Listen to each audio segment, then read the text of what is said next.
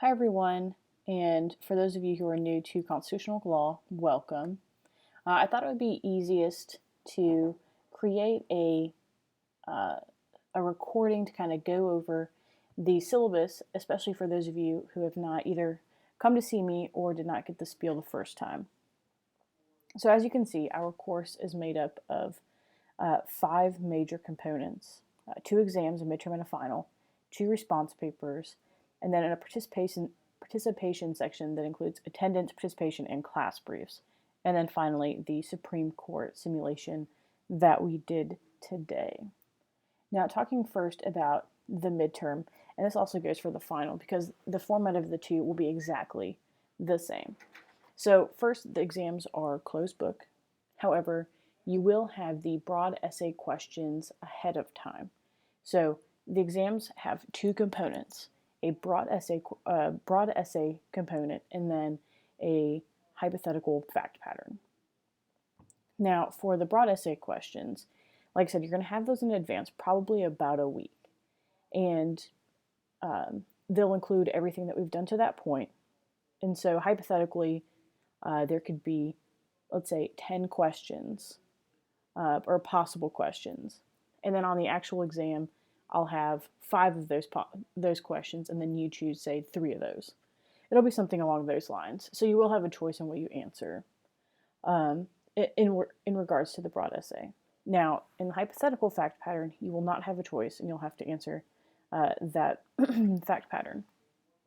Now, the way that's going to work is that I'm going to ask you to pretend that you are a law clerk on some fictional circuit, say the 15th Circuit, since that doesn't exist, and that your judge has come to you and is telling you about this case and is asking for your opinion. And so you are going to write a memorandum back to the judge articulating what you think should happen. Okay. Now, if you have any questions about this as we get closer to the exams, feel free to shoot me an email or ask me in class and we can have a better discussion about it. So next we have the response papers. It's important to note that, and I know I said this in the beginning of class, but this is, it bears repeating, that a response paper is not just a summary. In fact, if you summarize the readings, you're doing it completely wrong because that's not what they're there for. A response paper is an opportunity for you to thoughtfully reflect on what you've read and to intelligently interact with the readings. That means, talk about them. Do you agree? Do you disagree?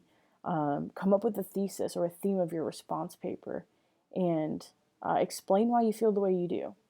Now, there is an opportunity for extra credit on the response papers, and you can get up to 5 extra credit points if you attach a creative cover sheet to your response paper. If you make me laugh, all the better. And now that's supposed to be uploaded to Blackboard in a PDF format. Next is attendance. Attendance is super important. The university allows you to miss 3 absences before I can penalize you. So once you hit those 3, you better talk to me about it because, class participation is worth an enormous part of your grade. So just keep that in mind when you're thinking about sleeping in or not coming to class just generally. All right, next we have participation. And this class will be taught in a similar fashion to a law school course, meaning I'm mainly going to use the Socratic method. And the Socratic method just means that I will not lecture very often. And I will ask you questions, say, what are the facts of the case, or what's the procedural history, or things like that. So it'll be a series of questions that we go back and forth. My classes are extremely interactive. So if you are shy, if you tend to sit in the back very quietly, this class is not going to be very fun for you. This is a very, very interactive class. So just simply sitting in the back of the room quietly, that is not gonna fly at all. And that's going to translate into a very low participation grade. Now, kind of to take a little bit of the pressure off of the Socratic dialogue, we're going to do a panel system. So before the midterm, Panel A will be on Mondays and Panel B will be on Wednesdays. Panel A, which I'll let you know which panel you're on in class on probably on Wednesday. So everyone's going to be on call on Monday, and then by Wednesday we'll be on our our panel system. Now the panel system is just basically going to have the class split in half. So Panel A is on one side of the room, Panel B is on the other side of the room, and during that lecture, say on Mondays, Panel A will be on call. Now that's not to say that I can't call on Panel B. It's just that I likely won't.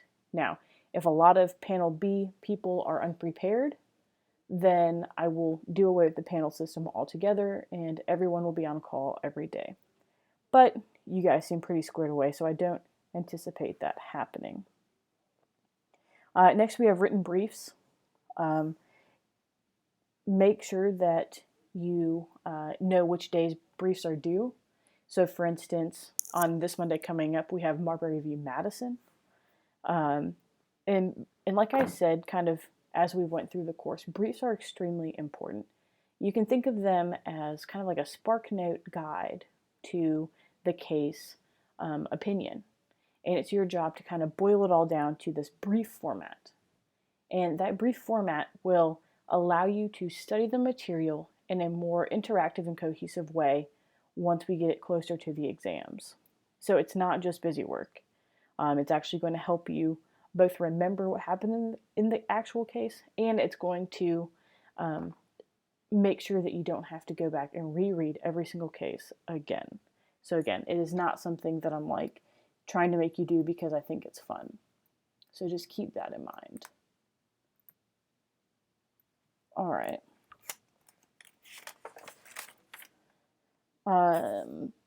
We have the Supreme Court simulation. So obviously we just did that today. Just to reiterate that, so hopefully your group has at least a majority opinion. I think I remember from class that only 2 groups have a dissenting opinion. So make sure that if you do have a majority opinion, meaning that all members agree with the rationale, the reasoning, and the judgment. So if that's your case, you have a majority opinion. And only one document is necessary, one opinion. If you don't have that, then you either have concurring opinions, which means you agree with the judgment, but you don't necessarily agree with the ruling, or the reasoning, excuse me. And then if you have a dissenting opinion, it means that you do not agree with either the judgment or the ruling. Or I'm sorry, and the ruling. Be very clear about that. Special needs, if you have any sort of accommodation that needs to be necessary, please contact the Office of Student Disability Services and they will contact me. If you don't tell me you have an issue, then we can't solve it. Simple as that. Academic dishonesty, this is a big thing for me. Please do not plagiarize. And I see this a lot with briefs, with case briefs. I know that they're on the internet. Resist doing that because you're not learning. And it means nothing if you simply copy and paste something off the internet. Then you don't know if that person was right or if, they had a different excerpt of the case than you have. So please resist that. If I find out that people are in fact copy and pasting case briefs off the internet, then I will prosecute you via the Office of Academic Integrity. So don't do that. That's a bad thing. General expectations for the course, please be respectful. Please don't come in late. Please don't leave early. Obviously, if you have to do those things, I understand, but please don't make a habit of it. Same thing for bathroom visits or eating. Just don't be disruptive. Pretty easy. Email and office visits. My office hours are Wednesdays from right after class, so about 3:40 until 6 p.m. And if you can't make those, just shoot me an email and we can set up an alternate time. I'm available via email. I try to check my email multiple times a day, but I am busy. So if I don't get back to you within 48 hours, It's not because I'm ignoring you or I don't like you. It's because I've probably either forgotten it or it has gone to my junk folder. So if 48 hours has passed since you emailed me, please just send me another email. Or tell me in class, like, hey, didn't you get my email? And we'll take care of it. All right, so going to the course schedule, you'll see that for those of you who have just joined the class, by Monday, January 25th, you need to have read both the Constitution, which is on pages 773 and 784 of the textbook, as well as pages 3 to 44 from the textbook. You really need to do that to kind of get on pace with everyone else. For those of you who have been in the course the entire time, reading for January 25th is pages 45 through 64, and you must have Marbury v. Madison briefed once you come to class. I would say there's a pretty high chance that I will be collecting briefs that day, so please have them in hand. Moving forward, I will not necessarily allow you to email me them if you have some sort of issue, so hard copy is a must. All right, I think that's about it as far as the syllabus goes. If you have any questions at all, please let me know, and we can figure something out or move on from there. All right. Well, thanks, and I will see you in class on Monday.